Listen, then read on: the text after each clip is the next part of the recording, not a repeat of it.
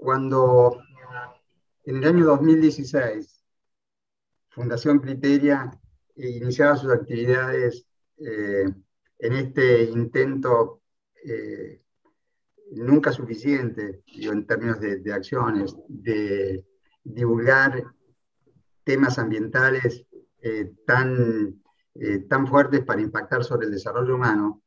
El primer proyecto fue una expedición al Ártico. Y acá quisiera hacer una pequeña digresión.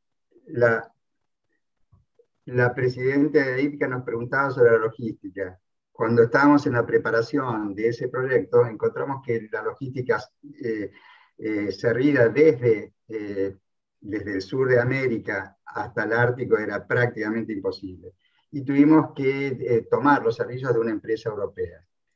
Y en aquel momento entonces tuvimos la oportunidad de conocer a nuestro personaje de hoy, al expositor, que yo me voy a permitir, previo, agradecer no solo a todos los que nos están acompañando, sino también, en particular, la presencia del general Figueroa, que fue el jefe de la expedición, la primera expedición al Ártico, que organizó Criteria y así a título de miscelánea, su presidente, Santiago Tito, también fue uno de los expedicionarios. Cuando se inició el desarrollo de la acción tan lejos de nuestro mundo, tan exótico, el lugar y el objetivo, encontramos que hasta las situaciones más sencillas, cuando estamos cerca de casa, nos resultaban tremendamente difíciles. Así que el expositor de hoy fue quien nos dio la oportunidad de encontrar la posibilidad de familiarizarnos en brevísimo tiempo. Yo me voy a permitir leer para decir que José Naranjo, que es de quien hablamos, es expedicionario y explorador polar, es empresario y guía polar ártico.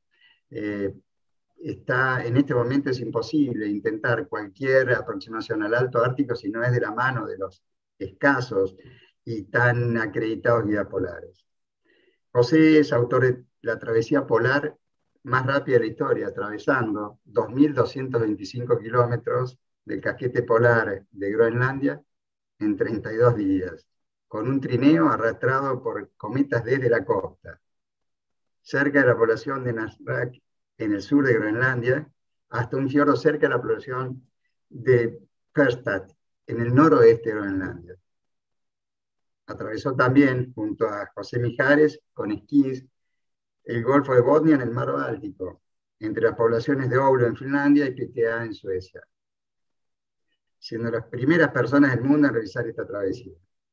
Y además, realizó junto a Ingrid Ontle la travesía más larga jamás acometida a nivel mundial, del Penjanscap en la isla de Baffin, en Canadá, y también realizó la primera travesía mundial con esquís en total autonomía, desde el situado en la isla de Baffin, por su ruta más larga. Son pequeñas telarañas que nos permiten pintar la vida y la obra de nuestro expositor. José hoy nos va a ilustrar desde otra perspectiva. Todos nosotros vamos a mirar las evidencias del calentamiento global desde evidencias científicas, lo leemos en los diarios. También, para Criteria, ha sido una experiencia extraordinaria poder mirar un abordaje en el que pensamos está gran parte, si no la solución, del alivio de los graves problemas ambientales, que es el costado jurídico. Cuando hay la capacidad punitiva en todos los niveles, desde las personas hasta los países, digo, cuando la ley internacional pueda ser ejercida con todo rigor, encontraremos más cerca la salida de este drama ambiental. José, entonces, de Siberia a Groenlandia, 30 años explorando el Ártico, evidencias e impacto del calentamiento global. Para nosotros es enorme gusto, José, decirte que estás en uso de la palabra. Muchas gracias. Lo primero que me gustaría pues, también agradecer a la Asociación AIDCA y a la Fundación Criteria por darme esta oportunidad y pues al general Mauricio Fernández Funes, a la doctora Ángeles Barretino, a la doctora Andrea Pantano, profesor Gustavo Lezcano, Javier Crea, María José Vilella, no sé si me olvido a alguien, pero en cualquier caso agradezco a todas las personas que me dan esta oportunidad y por supuesto a las personas que están siguiendo online de pues, esta exposición. Bien, una vez dicho un poco estos agradecimientos, pues quizás es el momento ya de empezar la exposición. Bien, lo primero que yo quisiera comentar es que yo no soy científico, por lo tanto no puedo aportar datos científicos, ni estadísticas, ni ningún tipo de estudio de ningún tipo. Lo único que es que he tenido la gran fortuna durante más de 30 años de viajar por todo el Ártico y repetir en algunos sitios una, dos y varias veces, y sí que he visto cambios sobre el terreno muy, muy claros. Algunos los tengo, muchos de ellos los tengo documentados con fotografías y en los mapas también se ve lo que había antes y lo que hay ahora. Entonces, dicho eso, yo solo puedo ser un poco testigo y transmitir lo que yo he visto. Y a partir de ahí, pues bueno, pues cada uno tiene que sacar sus propias conclusiones y, lógicamente, apoyarse a los estudios científicos que, bueno, pues son bastante irrefutables hoy en día sobre el tema del cambio climático, el calentamiento global, etcétera, ¿no? La pregunta que yo me hago es por qué los inuit, es decir, los habitantes originales y aborígenes del Ártico, los inuit, ¿por qué ya no miran al cielo? Y bueno, vamos a tratar a lo largo, esta es un poco mi idea, a lo largo de esta exposición responder a esta pregunta. Bien, para poner un poco en contexto pues el tema del cambio climático y los cambios que se han dado geofísicamente en el Ártico, vamos a hablar muy brevemente de la parte geofísica del Ártico, ¿no? Lo primero hay que entender que el Ártico, esto es un mapa, una perspectiva, una proyección polar que se llama en cartografía, es decir, vista desde el polo norte celeste, es decir, desde arriba del polo norte, del cenit, y lo que hay que entender es que las distancias y lo que ocupa el territorio ártico es descomunal. Por ejemplo, el 30% de todos los árboles del planeta están en el Ártico. Uno cuando piensa en zonas boscosas, en grandes masas forestales, uno piensa en el Amazonas, ¿no? Le viene como a la cabeza. Bueno, pues el 30% de todos los árboles del planeta están en la zona ártica, es lo que se llama la taiga boreal. La taiga en realidad es el bosque de Siberia, pero por extensión a todos los bosques que están en la zona ártica, pues se le llama taiga. Y no sé si se ve mi ratón, digamos que la zona boscosa va en esta parte de abajo y eso es el 30% de todos los árboles del planeta, pero la zona boscosa del Ártico es pequeñísima comparado con la grandísima tundra. ¿La tundra qué es? Es el terreno yermo, donde ya no crecen los árboles, solo una vegetación a ras de suelo, pues musgos, líquenes y poquito más, en algunas zonas, algunas florecillas, pero ya no hay árboles, ya no hay bosques. Y eso la gran tundra, especialmente grandísimas tundras están en el Ártico canadiense y también, sobre todo, en Siberia. Lo de Siberia es también descomunal. Mide 3.500 kilómetros de alto, por decirlo así, desde el sur hasta el norte de Siberia, y 7.500 kilómetros de ancho. Es decir, que Canadá es el segundo país más grande de la Tierra, cabe 2 veces y media solo en Siberia. Y ojo que ahí están los árboles y la grandísima tundra siberiana. Bueno, pues por si el Ártico todavía no tuviera suficiente, todavía tenemos la segunda masa de hielo más grande del planeta después de la Antártida, que es Groenlandia. El casquete polar son 2 millones de kilómetros cuadrados. Y luego tendríamos el gran océano Ártico, que dentro de los océanos es el más pequeño, pero no dejan de ser 12 millones de kilómetros cuadrados. Bien, dicho esto, Pues mi primer acercamiento en el Ártico fue en el año 1989, no antes de que se crease Google, es que no existía en Internet. De hecho, fuimos a unas islas que están a tan solo 1000 kilómetros del Polo Norte geográfico, pues con unas fotocopias en blanco y negro y de una gente que había hecho una expedición de montañismo y ahí un poco a la aventura. En aquella época, como no sabíamos, como no teníamos conocimiento de que era imposible hacer las cosas, pues las hacíamos. Sencillamente, ¿por qué? Porque ahora miras en Internet y dices, uy, esto es muy difícil y no lo haces. Antiguamente decir, bueno, yo voy y hago todo lo que buenamente pueda. Bueno, pues las Islas Svalbard, aquí se ve un poco, es este archipiélago que está en pleno océano Ártico, a solo 1000 kilómetros del Polo Norte geográfico, que está aquí según. Y nosotros fuimos aquí, básicamente estuvimos 15 días haciendo montañismo en esta costa de la costa norte del fiordo Isfjorden.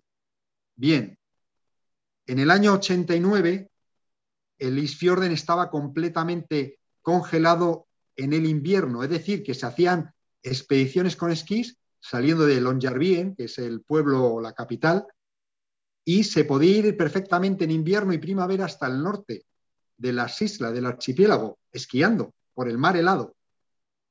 Hoy en día, ni en el invierno más frío, todo este fiordo, y ojo que este archipiélago mide más de 300 kilómetros de largo, y este fiordo debe medir de ancho, si lo medimos en kilómetros, aunque habría que decirlo en millas náuticas, pero bueno, para entendernos, pues igual mide 60, 70, 80 kilómetros, pues eso ya no se congela ni en el más frío de los inviernos, desde hace unos 15 años o por ahí aproximadamente. Bueno, eso es una primera pincelada. El caso es que ahí estuvimos, sí que pudimos hacer algunas cosas, no mucho porque no sabíamos nada, éramos muy jóvenes y estábamos realmente testando un poco todo, porque a mí en realidad lo que me gustaba era la selva y el Amazonas y el Orinoco y todo esto, pero se me cruzó el Ártico por el camino y me enamoré. A mí aquello de los icebergs, la fauna ártica y los grandísimos glaciares y fiordos profundos, aquello me enamoró y ya dije, esto es lo mío, ¿no? Bueno, hice otra serie de expediciones, pero hacemos ya un salto un poco temporal de 10 años, en el que tuve la fortuna de hacer 2 expediciones al Polo Norte magnético.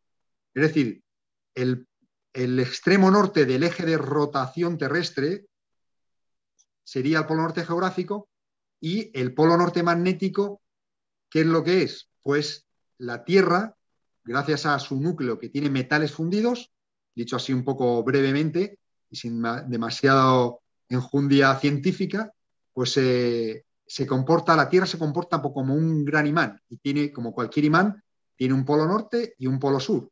Las brújulas apuntan al norte y al sur. Bien, pues hacia el lado norte, pues apuntan justo donde está el polo norte magnético, perdón. El polo norte geográfico está fijo.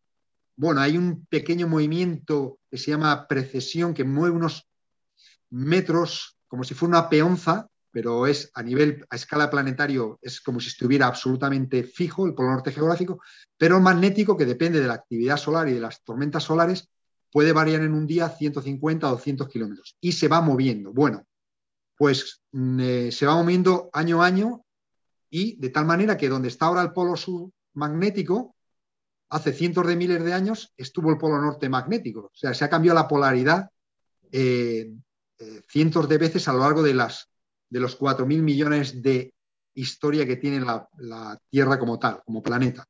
Bien, afortunadamente, pues a nosotros nos coincidió aquí en el Ártico y estaba en una isla que se llama Elef Raines en el año 99, concretamente aquí, justo, y nosotros fuimos desde la población más al norte en esta zona que se llama Resolute Bay, la bahía Resolución, y fuimos hasta una bahía, Deer Bay, donde estaba en aquel momento situado el polo norte magnético. Al año siguiente se metió ya en el polo norte magnético, como decíamos, va moviéndose y va avanzando, a diferencia del geográfico, se metió ya en lo que es la banquisa.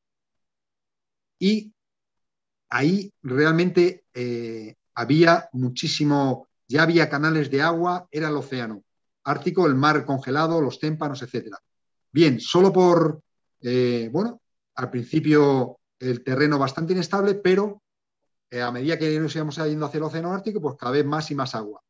Nos recogió cuando ya, perdón por la expresión, que en español sé que en Argentina significa otra, nos agarró un piloto que nació justo, un piloto mítico, cuando llegamos al Polo Norte Magnético en el año 2000, un piloto mítico que el primer año que él volaba al Ártico, al Alto Ártico, Polo Norte Geográfico, Magnético, etcétera, fue el año que yo nací, en el año 65. Bien, pues cuando nos agarró allí en el Polo Norte Magnético para llevarnos de vuelta a Resolute Bay, ya tuvo un problema, nos tuvimos que andar muchísimos kilómetros porque no podía aterrizar, porque había agua absolutamente por todas partes. Por fin, dando vueltas en círculo, consiguió un lugar de aterrizaje, empaquetamos nuestras cosas y fuimos hasta el punto de encuentro. Había roto un patín, en fin. Y yo le pregunté a este piloto con una grandísima experiencia, le dije, si el año que viene volvemos a hacer una expedición al Polo Norte Magnético, ¿vendrías a agarrarnos aquí? Y me dijo, traducido literalmente, lo digo en español, dice, en mi vida voy a volver a un lugar tan endiablado como esto. El Ártico se ha puesto imposible de aterrizar con un avión porque el hielo no es suficientemente sólido. Hace demasiado calor. Eso ya nos lo dijo en el año 2000 una persona que lleva volando desde el año 65, llevando expediciones, equipos científicos, etc. Bueno, al año siguiente de esa expedición, por cierto, en el año 2000, hemos sido los últimos que han podido ir esquiando al Polo Norte Magnético. Nadie más ha podido ir, porque aparte de la complejidad logística, ningún avión quiere aterrizar allí. Entonces, bueno, ahí está el reto de ver cómo se puede ir, si es que se puede ir. En el año nada es imposible, por supuesto. Lo que pasa es que las complicaciones hay que salvarlas y no es fácil. En el año 2001, pues con mi compañero Ramón, antes de esto, en el 2000, en el año 97, tuvimos una idea que era cómo utilizar la fuerza del viento para atravesar de una manera eficiente desiertos polares. Durante 400 años el ser humano había intentado, desde los grandes exploradores históricos, desde Amundsen, Scott, Shackleton, Peary, naciones enteras apoyando a todos esos exploradores, incluso los exploradores de la actualidad, todos habían intentado utilizar la fuerza del viento, porque era un poco lógico, y muchos de ellos eran marinos, para atravesar desiertos polares. Pero todos durante estos 4 siglos utilizaban un sistema como un barco, porque ya les digo que muchos eran marinos. Y entonces trataban de poner a sus trineos un mástil. Pero ¿qué ocurría con el mástil?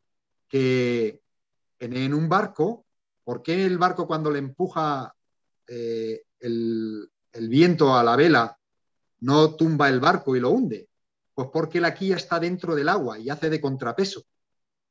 Entonces, ellos intentaban poner un mástil en los trineos. ¿Pero qué ocurre?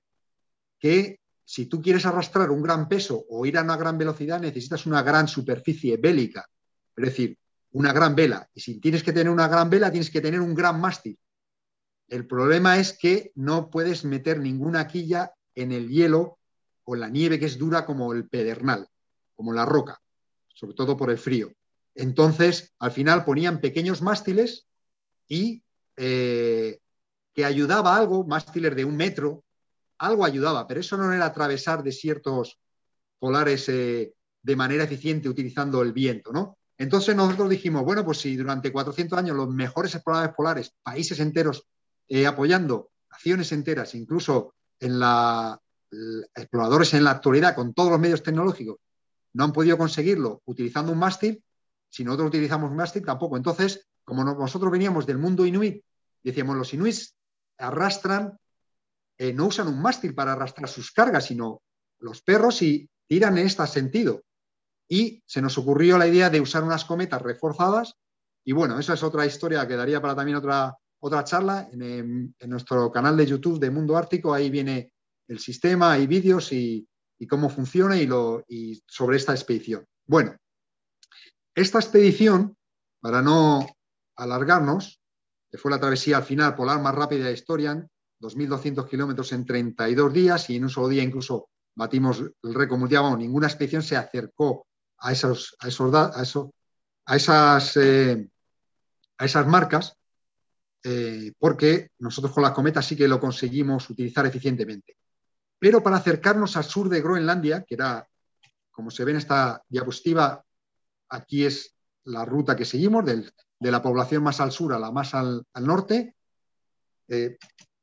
había, para poder acercarnos de donde estaba el aeropuerto más al sur, había aquí una población que se llamaba Narsai. Fuimos primero con unas motonieves que ya parecía aquello de moto acuática, porque encima del hielo había agua y el fiordo a mitad de fiordo se descongeló y nos esperaba una lancha. Parecía una película de James Bond, el agente 007. Y luego además otro barquito ballenero local nos llevó hasta el punto en concreto. Bien, este fiordo ya no se congela tampoco. Y yo lo atravesamos hasta la mitad. Y por lo tanto ya los inuit ni siquiera usan perros de trineo porque ya no tiene sentido. Los perros de trineo principalmente es para ir por el mar, para ir a cazar, pero ya tienen barcos porque ni en ese mismo año, no, perdona, al año siguiente ya me dijo un amigo inuit, ese año no se había congelado ya por primera vez desde que él tenía uso de razón el fiordo, este fiordo. Estamos hablando de un simple año. Y a partir de ahí nunca más, desde el año 2002, ya nunca más se ha vuelto a congelar.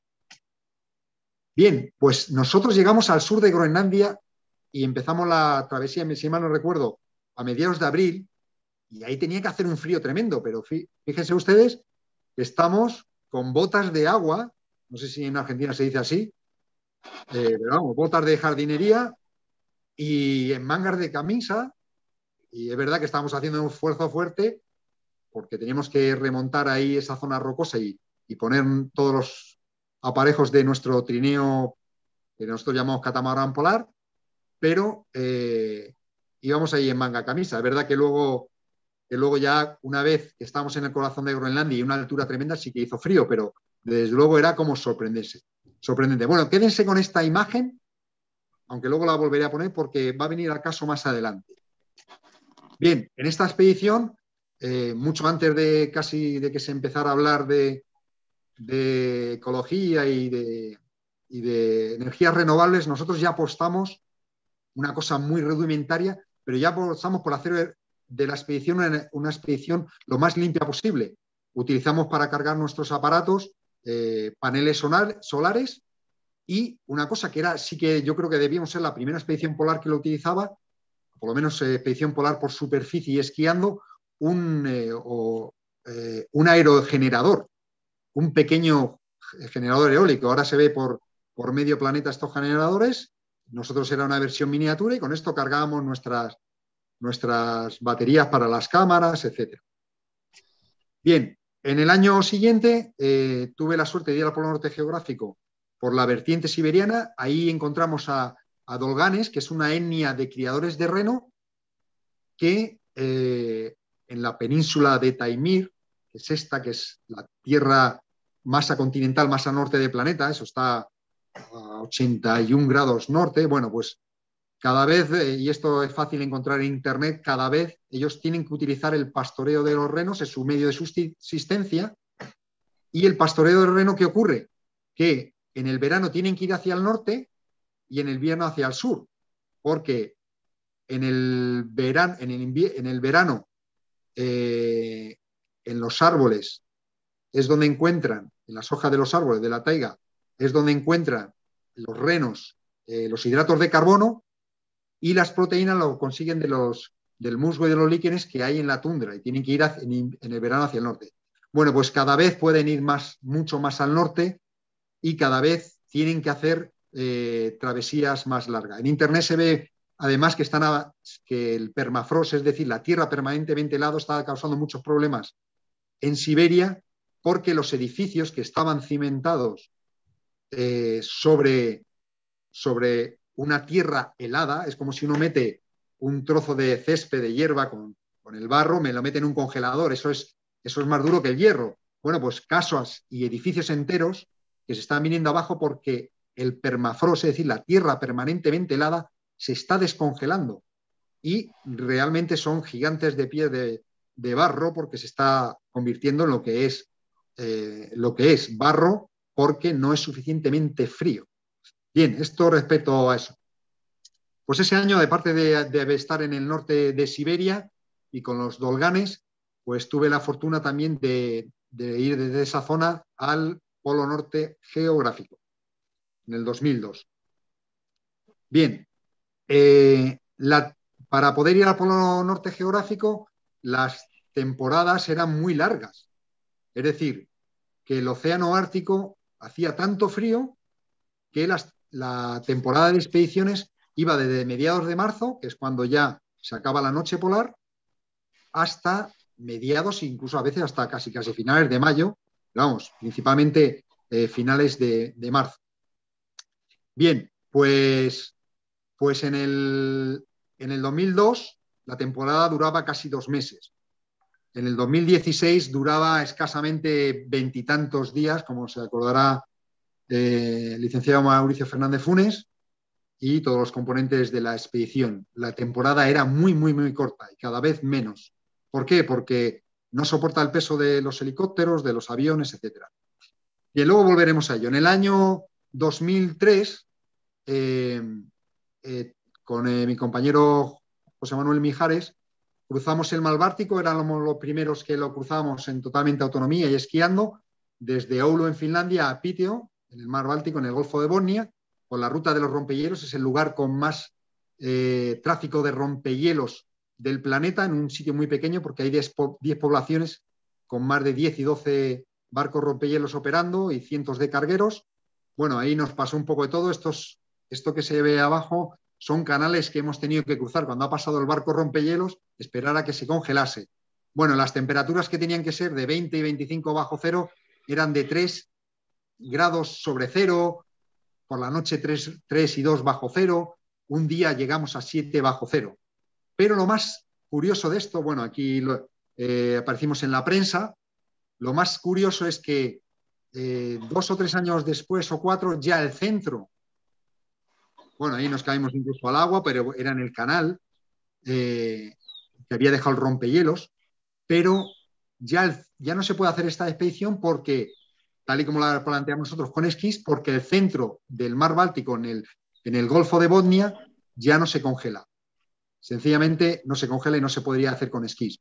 Se podría hacer una parte con esquís, a lo mejor pegado a la costa, y luego a lo mejor con un tipo de lancha, o no sé. Habría que estudiar qué manera de hacerlo, pero de luego de esa manera ya no. Nosotros fuimos los primeros y prácticamente los últimos. Bueno, pues cuando llegamos al lado de Suecia, pues esto que tenía que hacer 25 bajo cero y todo absolutamente nevado y congelado. Pues bueno, ahí teníamos una campa de hierba que aquello, pues eso, parecía la pampa también argentina, un poco, ¿no? En fin, y esto supuestamente el invierno. En el 2004 fui en una travesía en trineo de perros con inuits al pueblo más al norte del mundo. Hicimos aquí se ve la ruta que hicimos, salimos de Qaanaaq, llegamos a esta isla que se llama Josephine-Peary, Kekertak, una población muy pequeñita, de 8 habitantes. Aquí una pequeña pueblo abandonada, Kekertasuaq, y aquí Sierra Palo, que es el pueblo habitado de forma natural más al norte del mundo. Hay asentamientos civiles, científicos, o sea, asentamientos científicos y militares más al norte, pero de una manera natural es el sitio más al norte del mundo. Bien, pues este fiordo, que se llama Ingerfellfjord, Kangerlussuaq en idioma Kalaallisut, que es groenlandés, pues este fiordo, que tiene que estar congelado por lo al norte que está, y porque tiene además el casquete polar encima, que es una gran masa de hielo, esto se tiene que estar congelado prácticamente desde primeros de noviembre. Bueno, pues hace 6 o 7 años, creo recordar, tuvieron las primeras navidades sin que este fiordo se congelara. Es decir, en 10 años o algo así. Y parece ser que esa es la tendencia. Bien, bueno, pues aquí abajo es el pueblo de Cana, que que es como donde está el aeródromo, y esta es, aquí es Siodopal. Bien, lo hicimos en trino de perros con guías cazadores inuit. Bien, ahora vamos a cambiar del norte de Groenlandia al sur de Groenlandia y vamos a fijarnos en este fiordo que se llama Karekallik, que significa fletán, el pez fletán, Karekallik. Bien, pues nosotros en el 2007 guié un grupo que hicimos una travesía del casquete polar de Groenlandia por el sur, empezamos en un punto y acabamos aquí, y llegamos a este fiordo y a este frente glaciar, que se llama el Karekallik Glacier. Todos los viajeros que venían conmigo estaban maravillados, haciéndose fotos. Era una verdadera postal, el día magnífico. Era increíble. ¿Quién no le gusta esta postal? Bueno, todos estaban maravillados, excepto yo, que estaba horrorizado. ¿Por qué estaba horrorizado? Pues por esta siguiente foto. ¿Se acuerdan del 2001? Cuando empezamos, pues es el mismo sitio. Este frente glaciar, donde nosotros estábamos en la nieve, y se ve ahí al fondo todo el frente glaciar, que medía, el frente glaciar es donde caen al mar y nacen los icebergs, es decir, donde desemboca el glaciar al mar, pues había retrocedido en tan solo 6 años 2 kilómetros de longitud del ancho del glaciar, había retrocedido al menos 200 metros, 2 kilómetros. Pero no solo eso, es que no solo había retrocedido, sino que se había hecho el glaciar más estrecho. Si medía 2 kilómetros, pues no sabía calcularlo, pero igual 1,5 kilómetros. Y no solo eso, sino que antes las paredes que nosotros vimos al llegar allí en el 2001 eran unos murallones estos murallones eran de casi 200 metros. Y fíjense un poco, si pueden hacer un poco el cálculo con la persona que se ve ahí, pues no sé, a lo mejor habría 70 metros de altura, 80, es decir, que el glaciar había retrocedido, se había retrocedido, había adelgazado y tenía mucho menos espeso. Bien, vámonos a otro fiordo también en el sur de Groenlandia, el Tassemire Fjord. Ven aquí en el mapa, bueno, está en el sur, aquí en el mapa, si pueden apreciarlo, este frente glaciar, que es impresionante, porque tiene una caída de casi 1.300 metros de altura, no de longitud, de altura, es decir, desde aquí abajo, de donde da el mar a esta parte alta, tiene 1.300 metros. Bueno, aquí está una de las paredes verticales más altas del planeta.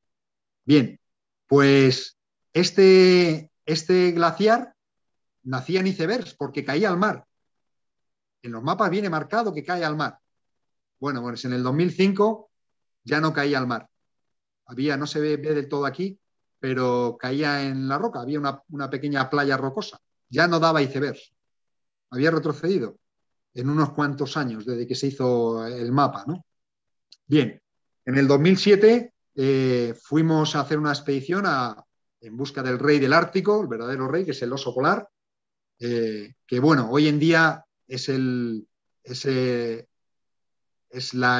la insignia del Ártico realmente y también del cambio climático porque realmente cada vez tienen menos espacio para poder sus zonas de caza y por eso cada vez están entrando. Esto es aquí en el Ártico canadiense, esta es la isla de Devon Island y aquí es Cornwall. Nosotros hicimos una travesía por el paso del noroeste para ver osos polares y fotografiarlos y filmarlos. También en la página, en el canal de YouTube de Mundo Ártico hay un montón de vídeos de este oso, que esta fotografía es mía, parece que estaba posando para nosotros, y hay más, y hay un montón de vídeos porque estuvo como 40 minutos.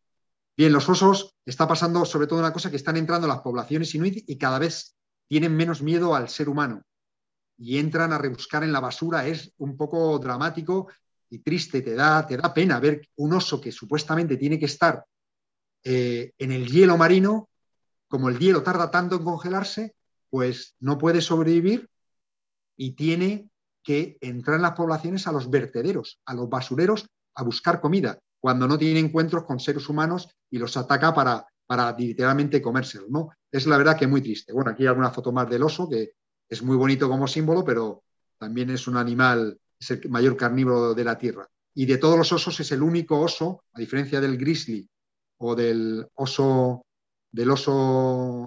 pardo, el único que ve al ser humano como una potencial presa. Si han visto la película de El Renacido de Leonardo DiCaprio, el grizzly que le ataca es porque se asusta, porque estaban por ahí las crías y Leonardo DiCaprio entra en su territorio. Pero un oso polar, entonces simplemente ataca para defender su territorio. Pero un oso polar puede estar, no todos los osos polares atacan, pero un oso polar puede estar acechando a un ser humano 2 días, ocultándose, para atacarle en el mejor momento. Nosotros hemos tenido encuentros con osos polares, afortunadamente llevábamos perros, también teníamos unas pistolas con bengalas y el ruido les asustó, y esperemos que siga así. Bueno, ese mismo año, en el 2007, estuve en el fiordo más grande del mundo. Esto era en el verano. Esto está en la costa oriental de Groenlandia. Fuimos a un pueblo que se llama Ittoqqortoormiit. Fuimos a hacer una ruta en barco y, bueno, creo que las palabras sobran. Este barco charteamos, que fuimos desde Islandia hasta la costa oriental de Groenlandia y nos entramos en el fiordo. Bueno, pues hasta en bañador estábamos. Pero es que no solo eso, es que alguno se bañó. Y eso tenía que ser un agua que no haya quien se metiera, porque de lo frío que tendría que estar, los músculos se tienen que agarrotar. Pero no es así. No es así. Antiguamente sí, pero hoy en día hasta uno se puede bañar en alguna zona del Ártico. En el 2008 hicimos la travesía del Aksayu Pass, que es una travesía mítica donde están unas montañas muy verticales. Ahora veremos en las fotografías. Bien, en esta travesía, que eran unos 100 y pico kilómetros, era por tierra, pero lo interesante es que para acercarnos al punto de inicio de la travesía nos llevó un inuit ya mayor, de bastante edad, que esto fue a finales de marzo, ya bastante frío. Nos dijo que en su pueblo, Qikqirtayuaq, en enero habían tenido 10 grados sobre cero. Pero es que en febrero 54 grados bajo cero. Todas las tuberías del pueblo de 500 habitantes congeladas. Tenían que ir a un iceberg que estaba atrapado en el hielo a picar hielo para luego fundirlo en las estufas y tener agua dulce. Y lo que él me dijo, que yo lo hablé también, digo, bueno, esto es por el cambio climático. Dice, el problema es que el clima se ha vuelto impredecible. Lo que antes para nosotros era claro que en enero tenía que hacer 40 bajo cero mínimo, pues se puede hacer un año 10 grados sobre cero. Y luego al mes siguiente 54 bajo cero. Es decir, tremendo. Bueno, pues aquí atravesamos el monte Asgard. Aquí también una película de James Bond que se lanza en paracaídas, se viene esquiando y se lanza. Bueno, la esquiada es en los Alpes, pero el salto base es desde este pico que se llama Monte Asgard. Dicen que es una de las vistas más bonitas y bellas de toda Norteamérica. Es una especie de colmillo, de muela de 800 metros de desnivel. Esta de aquí abajo es el Monte Thor. Es la pared con la caída vertical más impresionante del planeta.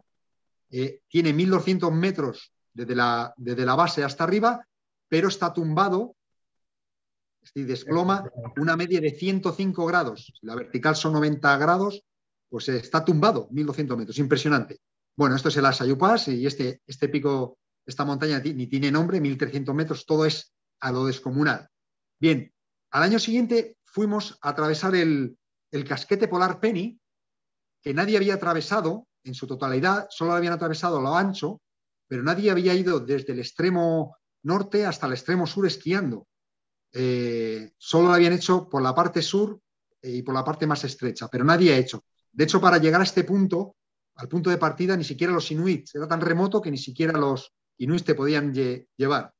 Como está dentro de un parque nacional, en el pueblo más cercano, que está lejos, tienes que firmar un papel en el que dice: tú eres responsable de tu propio autorrescate, porque no hay manera de que te puedan sacar de ahí si te pones enfermo o tienes un accidente. O sea, vamos, que te mueres.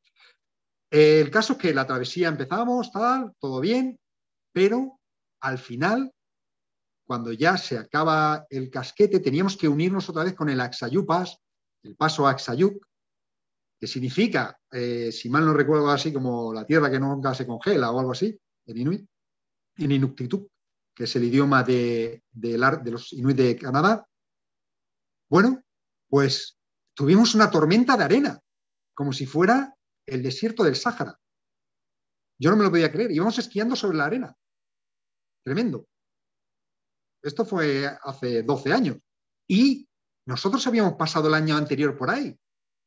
Y estaba todo absolutamente congelado. Y por supuesto, ni visos de haber arena y un calor que viene mi compañera Ingrid, que va ahí, pues eso, con una chaquetilla y poco más, y una camisita, cuando tenía que hacer muchísimo, muchísimo más frío. Bueno, ese mismo año, en el 2009, en el mapa, ya vamos a la costa oriental de Groenlandia.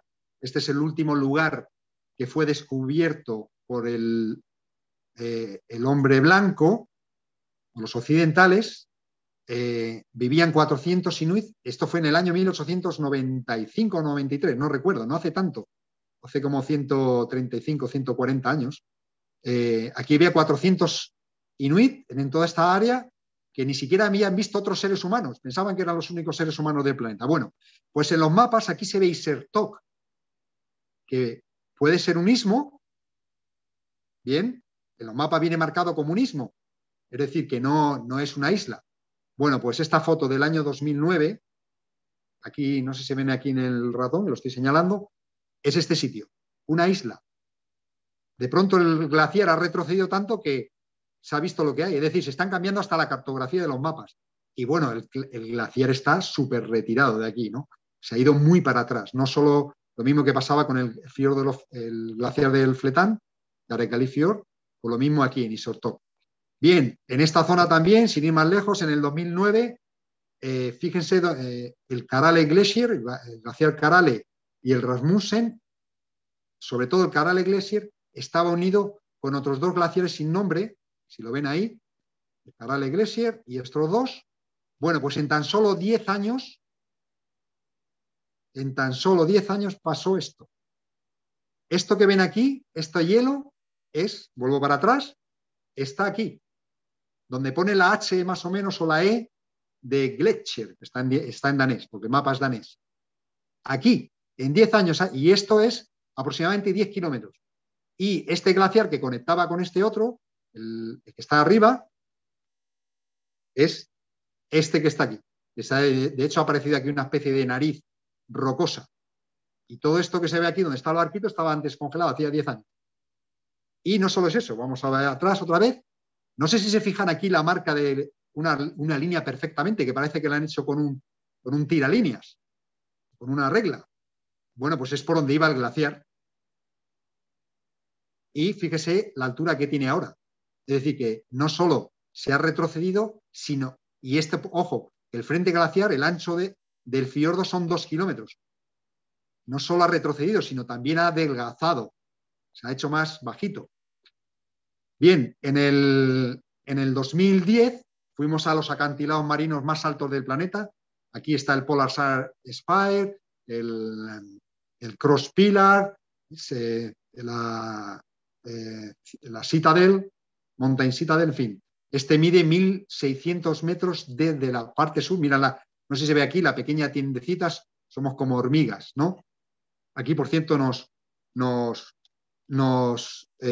nos visitó un oso. Afortunadamente teníamos un perro preparado para el tema de los osos, que los inuit, nos lo prestó un amigo inuit, los inuit le dan carne de oso polar y entonces no tienen miedo al oso, no pueden con él, pero no le tienen miedo porque lo ven como una vaca argentina.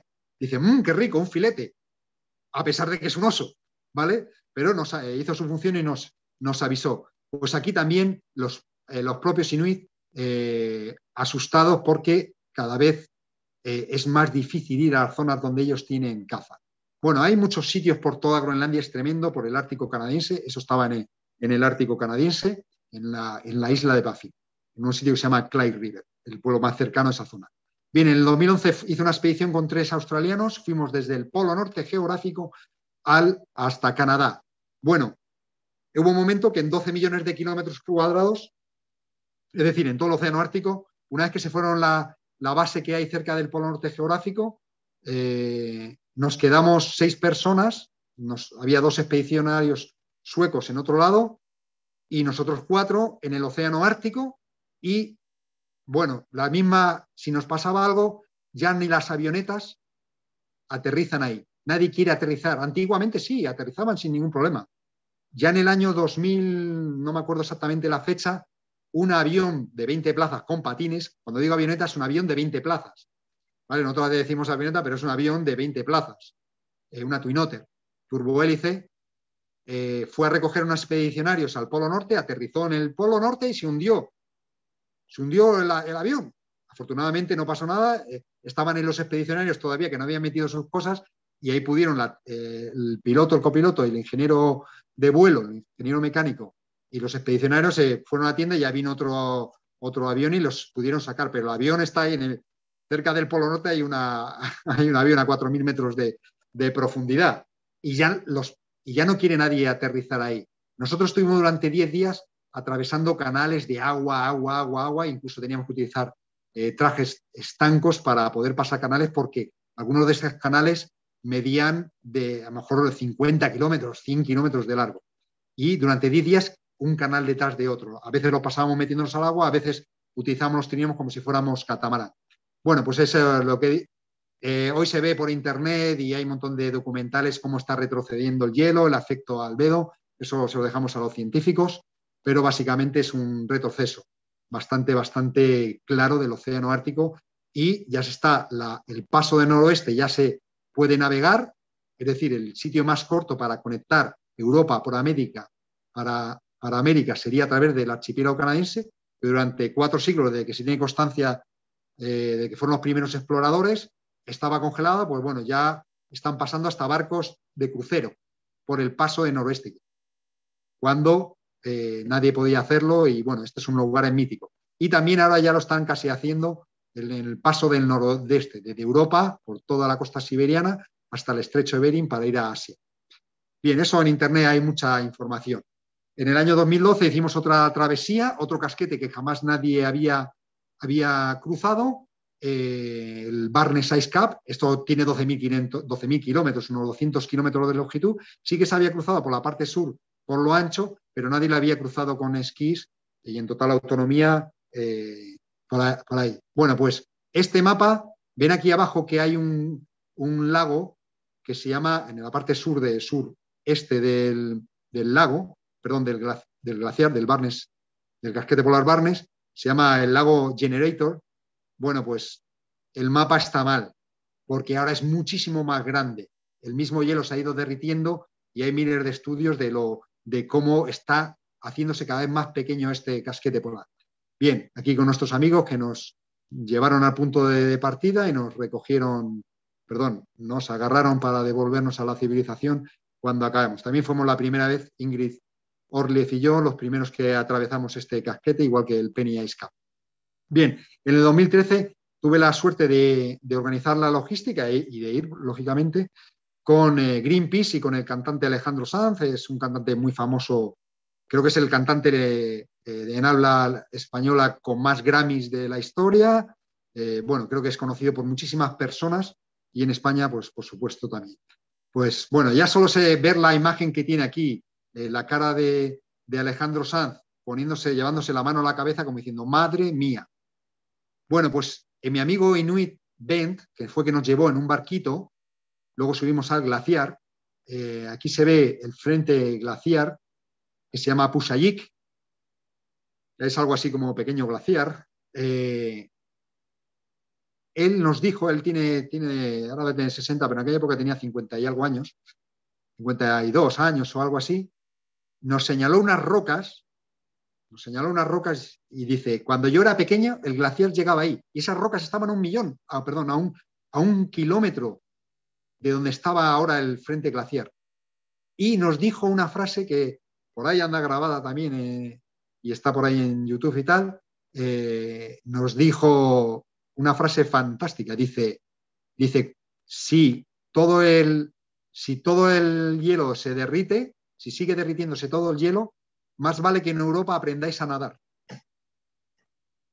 Así nos lo dijo una persona sin estudios y una persona de allí, sin tenerlo claro. Bueno, pues aquí está el glaciar, Apuxellic. Esto es la foto, pero ahora está donde ve, aquí hay una especie de raya, que es un camino invernal para los trineos de perros, pues ahora está por aquí, más o menos.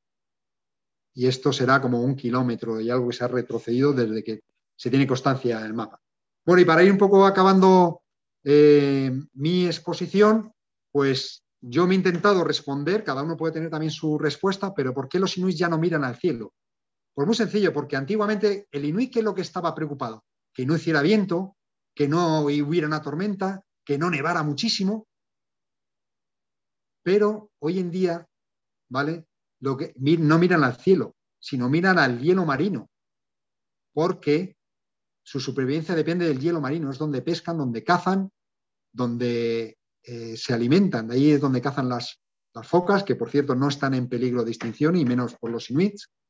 Y ellos tienen un problema, un serio problema. Los pueblos abandonados de Groenlandia se están abandonando porque no pueden ya seguir sus medios de vida tradicional, porque cada vez el hielo se congela menos y cada vez tienen más problemas.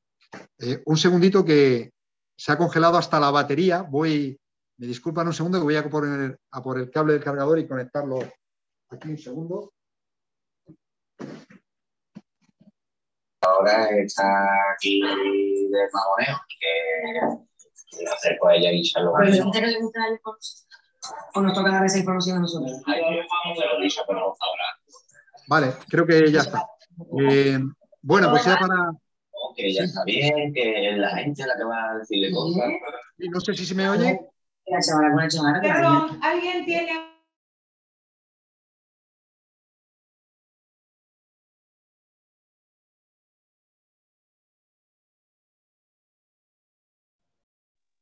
Hola, no sé si me oye.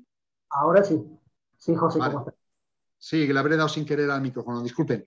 Bueno, pues eso, simplemente es la última diapositiva. Yo me he respondido a esta pregunta en ese sentido. Los inuit dependen del hielo marino totalmente. Y si cada vez hay menos hielo marino, no pueden seguir su modo de vida tradicional. Entonces, bueno, pues esto es lo que yo puedo aportar. Tendría para más, porque ahí hice muchísimas más expediciones, pero creo que como muestra vale un botón de lo que yo he visto en estos 30 años, pero no es que en 30 años haya cambiado, es que a veces ha sido en periodos cortísimos. Y bueno, pues no sé si quieren hacer alguna pregunta, comentario, o estoy aquí a su disposición. Voy a salir de la presentación.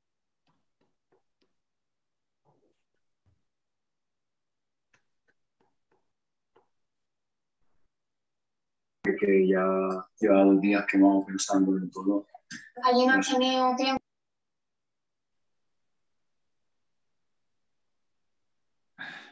Bueno, la verdad, José, interesantísimo la charla, espectacular. Ante todo, gracias a todos los participantes por estar aquí presentes. No sé si se me escucha bien. ¿O tengo Yo sí, por lo menos. Bueno, quiero agradecer la presencia de todos ustedes, a las autoridades de AICA, a las autoridades del Instituto de Derecho Antártico y Gestión Polar, en su directora Andrea Pantano, y quien les habla, al subdirector Gustavo Adolfo Lescano, profesor expedicionario al Desierto Blanco. También agradecer al licenciado Mauricio Fernández Funes, quien es el director ejecutivo de la Fundación Criteria, que en conjunto con AICA se ha hecho posible esta exposición del explorador Naranjo. La presencia de todos ustedes es muy importante. Agradecer también la presencia de la Universidad Nacional de Magallanes, de Chile, a l'INACH, a todas las autoridades que están aquí presentes, a los grandes exploradores también que tuvieron la experiencia en el año 2016 de hacer esa expedición al Polo Norte a pie, en conjunto y organizado por la Fundación Criteria a cargo del licenciado Mauricio Fernández Funes. Yo más que nada quiero agradecer también al Servicio Meteorológico Nacional, la licenciada Teresa Irarzábal, que se encuentra aquí presente con nosotros también. No quiero dejar de nombrar a todos, pero son tantos, son 80 y pico de personas que estuvieron presentes, así que le quiero pasar la palabra a la directora del Instituto de Derecho Antártico y Gestión Polar, Andrea Pantano. Bueno, gracias Gustavo. La verdad que no puedo dejar de solo palabras de agradecimiento, maravillada, a pesar de la dura realidad. Desde el Instituto de Derecho Antártico y Gestión Polar queremos agradecer la presencia de todos ustedes una vez más. Por supuesto, a la Fundación Criteria, a la Asociación AITCA, donde pertenecemos. Y José, la verdad que impecable, gracias por compartir la experiencia ganada, que a través de ella podemos conocer, analizar y por supuesto valorar la realidad polar, que es indispensable para el desarrollo de una vida óptima en este planeta, que bueno, la casa común, que es el único planeta que tenemos, por ahora hasta que podamos ir a Marte. Así que bueno, muchísimas gracias, no me quiero extender y ahora Gustavo y María José van a tomar las preguntas correspondientes. Muchas gracias y esperamos... Perdón, Andrea.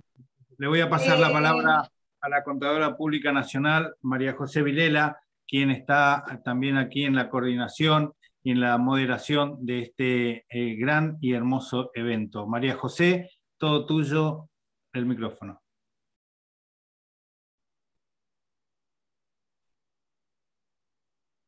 Perdón, antes de que María José tome la palabra mientras pueda conectarse, quería, bueno, en primer lugar,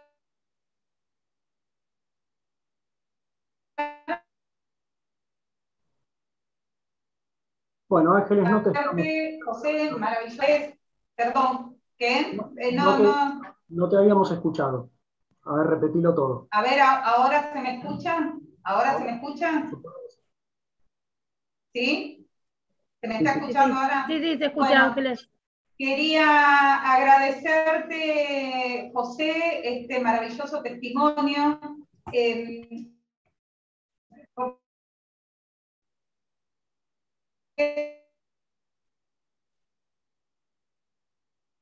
Como, bueno, decía previamente, una cosa es leer la señal en el campo, en el día a día, en el año a año, a lo largo de todas las travesías que has llevado a cabo. Y quería preguntarte, así muy brevemente, antes de que nos adentremos al cuestionario que pueda llegar a tener o las preguntas que pueda llegar a tener el público, ¿qué implica una preparación, o sea, prepararse para una de estas travesías? Básicamente, ¿qué tiempo lleva? ¿Qué preparación particular para el que no es expedicionario? Pues depende. Si uno quiere hacerlo sin ayuda, es decir, voy a prepararme como un poco empecé yo, porque en aquella época ni siquiera existía internet, era muy difícil encontrar la información, pues te lleva muchísimos años. Si cuentas con profesionales, pues lógicamente incluso en unos meses se puede uno preparar la parte logística y técnica. Luego ya depende del reto, ahí viene la parte física. No es lo mismo querer hacer, pues eso, la travesía que hicimos del Polo Norte Geográfico a Canadá o de Canadá al Polo Norte Geográfico, que es una de las expediciones más peligrosas y más duras que hay en el planeta. Con los dedos de la mano son las expediciones que la han conseguido desde el Polo Norte Geográfico a Canadá. Exige tener una grandísima preparación, quizás 1 año, 2 años. ¿Por qué? Porque es algo top mundial y muy pocas veces hecho. Digamos, es muy laborioso, hay que tener una gran forma física, pero la parte técnica se puede preparar en unos pocos meses y la parte logística también. Ahora, sin llegar a esos extremos, hay grandes retos como llegar al Polo Norte geográfico esquiando, o incluso al Polo Sur geográfico esquiando, o hacer algunas travesías de este a oeste de Groenlandia, no de sur a norte como le decimos, pues eso realmente con una persona que ya tenga un cierto bagaje deportivo, es decir, que no sea absolutamente, que no toda su vida haya sido sedentaria, en un año, si le dan, una persona que entienda, le da las claves del tipo de entrenamiento que tiene que hacer, en un año podría estar preparada. Depende del reto y depende de la persona. O sea que la gente que, por ejemplo, quiere sumarse a alguna expedición que es amateur, alguna de las expediciones que vos preparás. No, si se quiere alguna, nosotros también hacemos expediciones intermedias. Es decir, eso estamos hablando de cosas top. Normalmente la gente, los viajeros, las personas, normalmente hacen una travesía intermedia al menos, pues en las Islas Svalbard, en el Mar Báltico, en fin, hay sitios, incluso en alguna zona de Groenlandia, hacen una travesía previa para luego meterse en cosas más importantes. Esto es como si yo, que nunca he hecho, vamos a suponer que yo nunca hubiera hecho montañismo, y me levanto un día, porque yo solo hago bicicleta, me encanta la bicicleta, y me levanto un día y digo, pues quiero subir a la Aconcagua. Pues el primer día no me puedo ir a la Aconcagua. Pues ¿qué hago? Primero me voy a unas montañas en los Pirineos de 3.000 metros. Bueno, primero me voy a la montaña a ver si me gusta. Luego me voy a una montaña a los Pirineos que son 3.000 metros, luego a los Alpes que son 4.000 y luego ya me embarco en los Andes. Y si quisiera ir al Himalaya, después de los Andes iría al Himalaya. Eso es la progresión lógica. No hace falta tantos pasos, pero lo suyo es hacer una travesía más sencilla, primero para entender la dinámica de una expedición polar que es muy diferente al montañismo. Y luego ya embarcarse en retos mayores como atravesar Groenlandia o ir al Polo Norte geográfico. En algunos casos, como los expedicionarios con los que fui al Polo Norte geográfico en el 2016, que tenían un gran bagaje antártico, deportivo y de alpinismo, y de andinismo y de montañismo, bueno, pues se pueden saltar algunos pasos. Pero una persona normal debería hacer por lo menos un paso antes de una travesía no excesivamente complicada, pero que le va a dar un poco la medida también cómo se encuentra él o ella.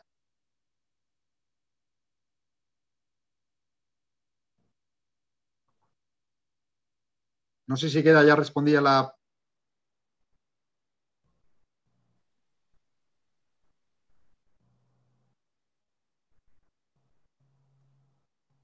Bueno, tenemos muchos comentarios y tenemos un par de preguntas también, José. Aquí a mi compañera no se le puede habilitar el micrófono, pero voy a leerte algunos de ellos que están por aquí. Muchas felicitaciones, creo que hay un hermano tuyo por acá. Sí, está en República Dominicana. Sí, también del Instituto Antártico Argentino, el señor Alpio dice que no es la primera vez que se escucha José, mucha experiencia, saludos del Instituto Antártico Argentino, el señor Alfredo Alpio. También tenemos una pregunta por acá que dice así, la voy a leer textualmente. Muy inspirador, José, ver la cantidad de territorio que has cubierto en la zona del Ártico. ¿Qué sentimientos emanan de ti al ver grandes diferencias topográficas en el tiempo, en este tiempo cuando has ido y lo hicieron visible ante tus ojos esos cambios, cuando llegaste y te encontraste, por ejemplo, con esos espacios que estaban cubiertos por glaciares y hoy ya no lo están? Bueno, un poco ya lo comentaron algunas de las diapositivas, pero bueno, por una parte, pues tristeza, porque, bueno, si lo miro desde un punto de vista metafísico, todo está en permanente cambio, ¿no? Y entonces, pues hay que aceptar eso, pero realmente lo que me da es una gran tristeza. Ver lo que, pero ya no ni siquiera por mí, que soy un viajero y que voy puntualmente a esos sitios, sino tengo muchos amigos por todo el Ártico, muchísimos amigos inuit repartidos por eso, y también en Siberia incluso, y me da pena por ellos sobre todo. Por mí también como viajero, lógicamente, pero es ellos los que realmente lo sufren porque ellos viven 365 días al año. Yo a lo mejor voy 10, 20, 30, 40 días, 50, 60 pudiera ir en un año, pero ellos viven allí.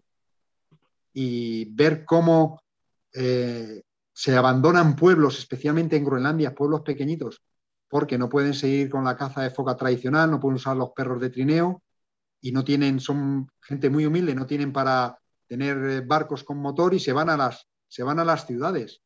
Gente que nació y los pueblos están abandonados como parece como la ciudad esta de Chernobyl.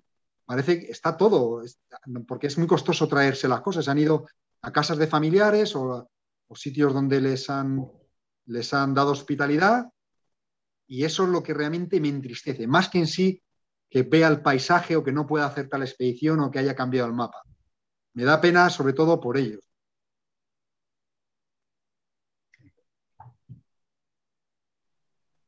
Muy bien, acá hay otra pregunta más. Dice, es muy impresionante.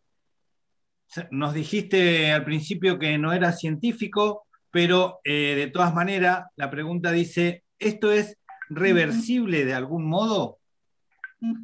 Pues antes estábamos comentando eso, off the record, fuera de micrófonos, como suele decir, y yo no tengo los medios, ni los conocimientos, ni los medios para poder responder a esa pregunta.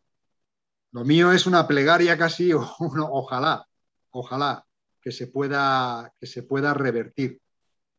No te parece que sea fácil, pero tampoco fue fácil cuando nosotros nos planteamos cruzar Groenlandia, que muchos nos dijeron que eso era de sur a norte, que era una locura, que eso era imposible. Nos lo dijeron muchas personas que era imposible y bueno, pues lo hicimos posible. Entonces, ¿es posible revertirlo? No lo sé, pero yo quiero creer que sí es revertible. Ahora, no sé cuál es la fórmula mágica, no tengo ni idea. No sé si el planeta será capaz de regenerarse y tener la fuerza suficiente para regenerar lo que se ha cambiado en tan poco tiempo. No lo sé. La verdad es que no puedo responder de una manera razonable. Mi sentido común me dice que sí, pero es solo mi opinión. Esto es como los ombligos, todos tenemos uno, ¿no? Pues lo mismo pasa con las opiniones. Yo tengo la mía, creo que sí, rezo por ello y esperemos que sí, pero más de ahí no puedo decir nada, ¿no?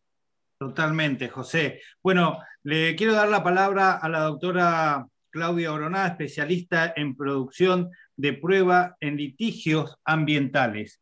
No sé si, Claudia, tenés micrófono habilitado para hacer tu consulta. ¿Me escuchan ahí?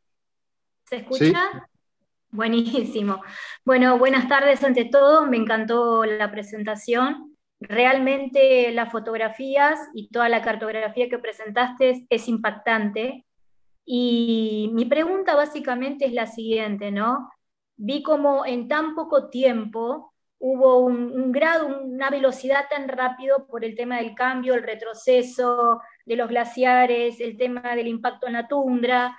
Ahora, mi consulta es la siguiente. Vos cuando tenés información de todo este tipo de conocimiento, ¿lo ponés en conocimiento de algunos organismos que trabajen relacionadamente con el tema de la contaminación o el tema de los problemas de cambio climático? Porque evidentemente hay un cambio de cartografía tremendo, el impacto es en menos de 10 años, por lo que estoy viendo las expediciones que estás haciendo.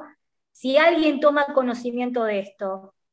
Bueno, no es fácil. Primero porque yo no soy una voz autorizada, al no ser en el sentido de que no soy científico. Si hubiera sido científico a la vez que hacer expediciones, lo cual es bastante difícil hacer una expedición deportiva y a la vez ir tomando muestras y luego analizarlo, etcétera, es muy complejo. No, a lo mejor hay alguien que pueda hacerlo, pero yo de luego no puedo hacerlo. Entonces, de momento yo no soy una voz autorizada ante ningún organismo que pudiera tal. Lo único que sí puedo hacer, y es un poco también el motivo de participar en esta charla, es la parte divulgativa. Eso sí que puedo hacer. Y entonces, a ver si entre todos y todas las personas que me han visto, que me han conocido, viajeros con los que he estado, gente que entra a nuestro canal de YouTube, a través de estas charlas, que yo os doy muchas en España, en colegios, también he dado en instituciones, en ayuntamientos, bien, en empresas. Bueno, mi pequeña esperanza es que el mensaje llegue a algún organismo que pueda tomar cartas en el asunto, es decir, que tenga capacidad de decisión. Esa es un poco. Entonces, es difícil poder hacerlo todo. Si me dedico yo por lo menos soy bastante humilde y sé cuáles son mis límites, o por lo menos siempre trato de llegar más lejos, pero soy consciente de que mi misión un poco en la vida ha sido pues hacer expediciones polares, ir con viajeros a que descubran estas regiones y, digamos, llevar un poco como en la época de las cavernas, cuando se movían, llevaban el fuego con ellos, ¿no? Porque era muy difícil hacer fuego a otro sitio, ¿no? Pues se movían cuando tenían que seguir a la caza o sitios de recolección, llevaban el fuego. Pues lo único que yo puedo hacer es tratar de llevar el fuego a ver si una persona llega o una serie de personas con capacidad de decisión pueden tomar decisiones importantes respecto a esto. Entonces yo prefiero concentrarme en seguir viajando en el Ártico para seguir documentándolo y a la vez tratar de divulgarlo dentro de lo que yo buenamente puedo. Siempre que he tenido también la oportunidad de aparecer en programas de televisión, pues bueno, también he aprovechado y como se dice aquí en España, no sé si dirá también en Argentina esta expresión, aportar mi granito de arena a la divulgación de lo que está pasando, lo que estoy viendo en el Ártico.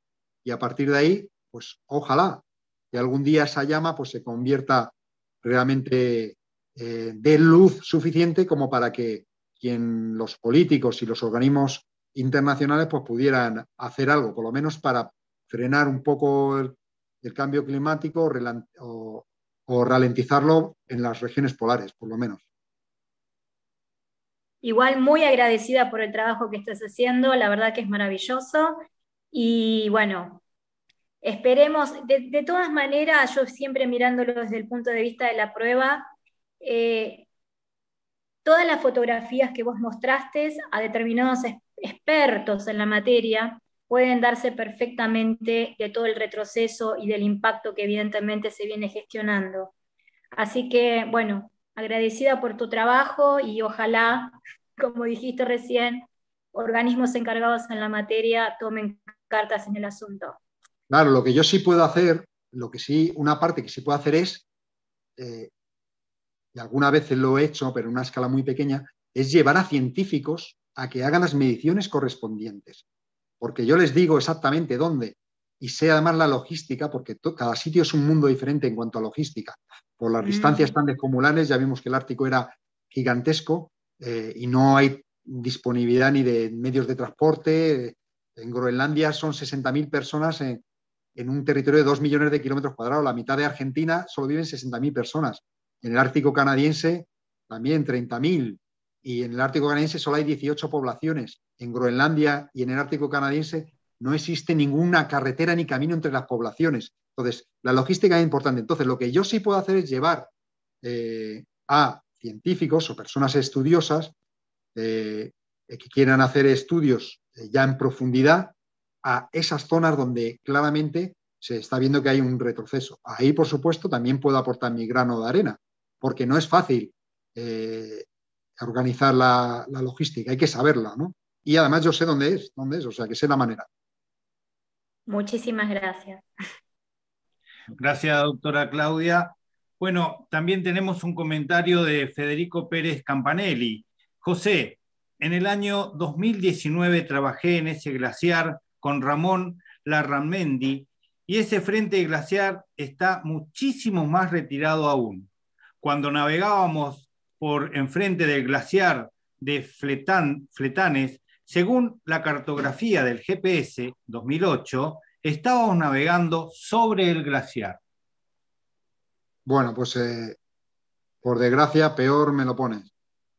Pues nada, muchas gracias por el comentario. Me entristece porque ahí he ido bastantes veces y tengo, por una parte, tengo siempre un sabor agridulce en estos sitios porque, por una parte, me encanta, pero por otra parte veo que eso no era lo que yo conocí al principio. Entonces, pues si en el 2008, ahora en el 2019, hace 2 años, eso, hasta el GPS te está diciendo que estás navegando con un barquito sobre un glaciar, mal vamos, ¿no? O sea que la cosa no ha mejorado, sino al contrario, ha empeorado. La verdad es que es una sensación agridulce, ¿no? Y una tristeza. Más felicitaciones, José. Estoy maravillada, dice Tamara Morales, del conocimiento que tiene. Impresionante la cantidad de información y sabiduría que tiene. Aplausos para José Tamara Morales. Pues nada, muchas gracias.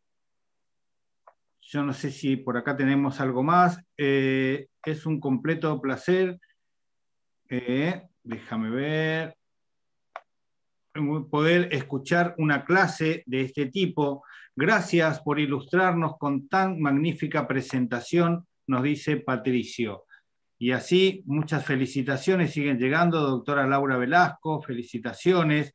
Hernán Olivares, saludos de alumnos del Diplomado de Asuntos Antárticos de la Universidad de Magallanes, Patagonia, Chile, ¿sí? De la cual también soy alumno de esa universidad, así que agradezco a todos mis compañeros y profesores que pudieron estar presentes también aquí en esta magnífica charla, exposición y conferencia que nos dio José Naranjo. Muchas gracias por su presentación, dice la doctora Vanessa Velázquez.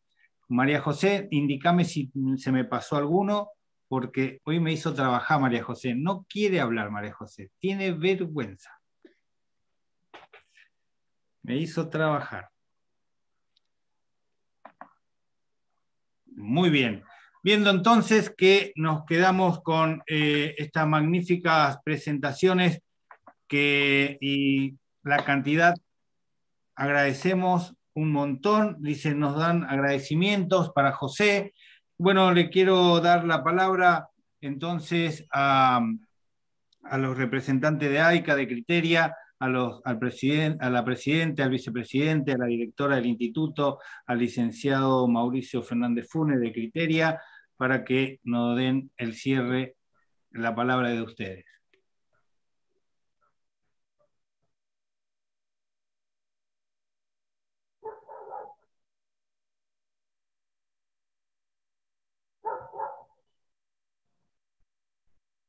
No creo que esté hablando alguien ahí, ¿no? Se escucha un... No. Bueno, ahora sí, voy a saludarlos yo. Javier Crea, soy el vicepresidente de AICA. Quiero agradecerles, bueno, José, siempre es un gusto escucharte. Es la segunda vez que te tenemos y, por supuesto, con una convocatoria muy grande y aprendiendo en cada oportunidad. Muchísimas gracias por estar. Gracias a todos, gracias a Criteria por hacer posible estas relaciones, estos contactos. Y bueno, ahora sí, Mauricio, José nuevamente, muy agradecido con todos.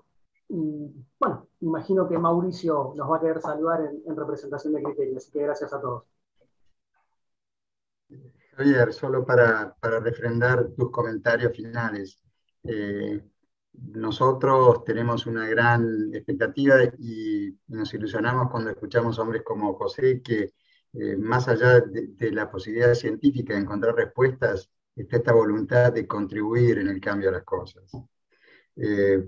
Para nosotros es muy importante este tema de la divulgación, que es el primer paso para empezar cualquier acción que marque tendencias hacia el futuro que queremos. Cuando pensamos que nuestros hijos dependen de las acciones que hoy estamos haciendo, bueno, suponemos que esto ya es suficiente impulso y motivación. Muchas gracias a Erika, en nombre de Criteria, por esta posibilidad de encontrarlos como compañeros de ruta en esta tarea de divulgación sobre la enorme tarea que tenemos todos, personas, pueblos y naciones. Así que, José, enorme gratitud a tu talento, a tu compromiso, y verdaderamente ahí queda, inclusive, pero, perdón, darle, para que no quede nada en el aire, había alguien que, Teresa Ibarzábal, decía, ¿puedo comentar algo? Por favor, Teresa. Y así con esto vamos cerrando.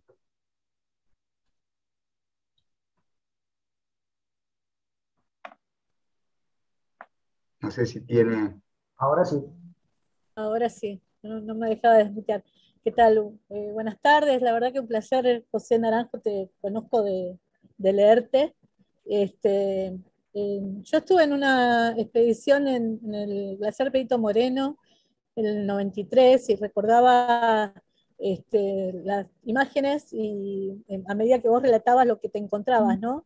Y el tema es que o sea, más allá de que hay señales con respecto al cambio climático y demás, ¿no? Señales que son evidencias que visualmente vamos justamente recabando, ¿no? Acá hay muchos antárticos, estoy viendo varios antárticos, compañeros míos también, que seguramente al estar en sus lugares en la Antártida habrán visto diferencias de una campaña a otra, y no con mucho tiempo de diferencia. Lo que estimo que hay se perdió lo que es lo cíclico, ¿no? A mi criterio. Yo soy meteoróloga, ¿no? Y climatóloga. Fui como apoyo, como climatóloga glaciar con glaciólogos. Y creo que se perdió esto de lo cíclico. O sea, cada 4 años el glaciar Moreno tenía su rompimiento. Ahora no es más así. Ahora no podemos predecir hasta tanto se haga el arco y en 3 meses viene el rompimiento del glaciar. O sea, creo que me quedó ese concepto, ¿no? Que a lo mejor comparten o no, pero me parece que habría que estudiar un poco esto, de que más allá de que haya un retroceso, hay algo que ya no es lo cíclico, como las estaciones del año, ¿no? Que no están tan bien definidas como antes, más allá del cambio climático. Eso quería aportarte y agradecerte. Gracias. Bueno, entonces sí, ahora si les parece, vamos cerrando, Javier. Vamos a darle el saludo final a José, que nos despida con su palabra. Así nos vamos todos con Bueno, su pues, cara y su voz agradecidos. pues nada, lo mismo digo, un agradecimiento, gracias por la oportunidad de poder divulgar un poco esta experiencia y lo que he ido viendo en tantos años en el Ártico, y ojalá, como antes comentaba, pues que de aquí también, de esta pequeña llama que se ha aprendido hoy en esta charla conferencia, pues se pueda iluminar muy, muy lejos en el tema del cambio climático. Gracias a todos por escucharme. Buenas tardes a todos y muchas gracias por acompañarnos. Bueno, muchas gracias a todos, gracias por su presencia. José, infinitamente agradecido desde el Instituto, desde AICA, gracias. Saludos a todos.